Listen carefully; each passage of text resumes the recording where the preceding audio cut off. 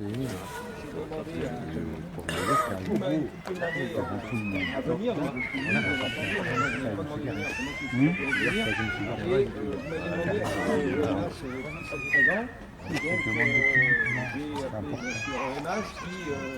instantanément m'a dit ok, je viens, donc effectivement, Madame Klein et pour venir ici et pour vous rencontrer là où il y a des problématiques. Moi, par rapport à votre courrier, par rapport à ce que vous avez dit, ça résume ce qu'on avait vu aussi en conseil municipal. Ce qui est sûr, c'est qu'il faut qu'on poursuive étroitement ce travail.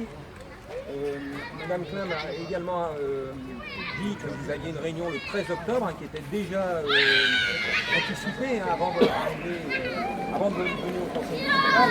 Donc il y avait aussi il y a la poursuite de ce relogement qui est pris en compte par EMH, je vais l'entendre.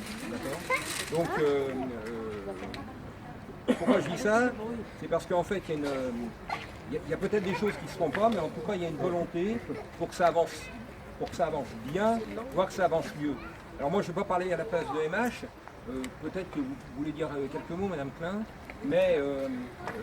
il va y avoir une réunion le 13, normalement les c'est ça, donc MH, lors de cette réunion, va aborder un certain nombre de thématiques, donc je vais peut-être vous laisser compléter.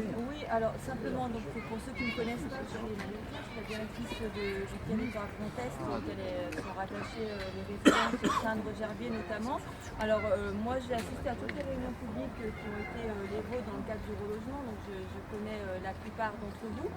Je suis ici au titre d'Est Métropole Habitat. Je manage le territoire des agences et des équipes qui œuvrent notamment sur Saindre-Gerbier. Monsieur Garès est mon adjoint et il est plus en charge du territoire de Blangelin. Monsieur Fabrice peut répondre sur les questions qui nous préoccupent au titre du relogement. Moi je pense qu'on peut dire, on peut être en colère et il y a des choses qui sont audibles, il y a des choses qui le sont un peu moins. Je souhaite qu'on échange, qu'on règle les problèmes si c'est possible, en tous les cas en toute courtoisie et sans agressivité aucune parce que ça ne réglerait rien et surtout ça ne produirait rien de constructif. Donc, excusez-moi, on n'est pas agressif jusqu'à là. Je préfère le dire, d'accord? On est d'accord. Voilà, après, je pense qu'on peut aborder les problèmes de propreté, c'est ce que j'ai entendu en tous les cas d'entretien sur la résidence, les problèmes de relogement.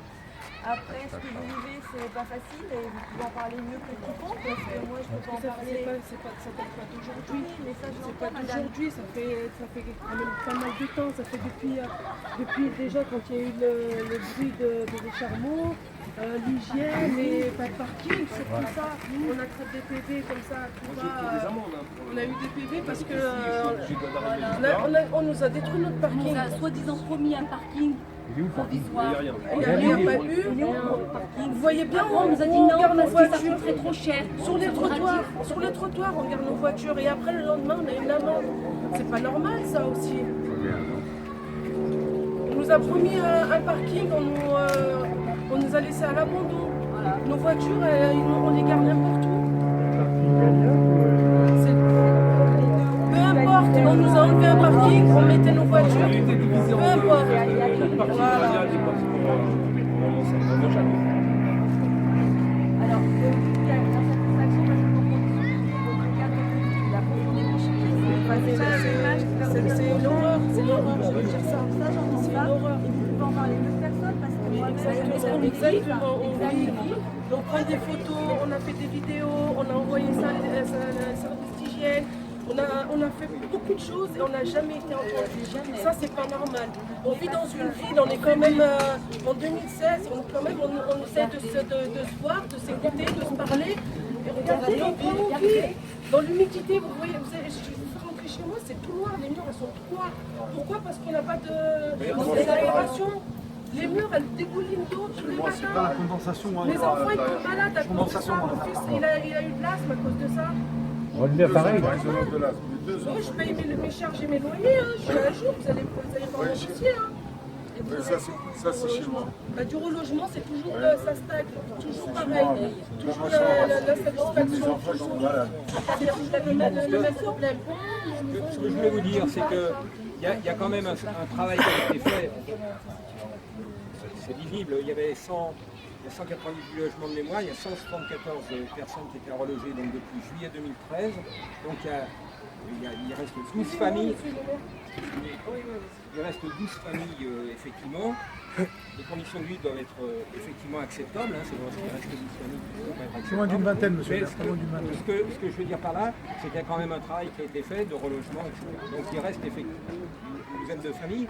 Et aujourd'hui, nous on est là, d'accord?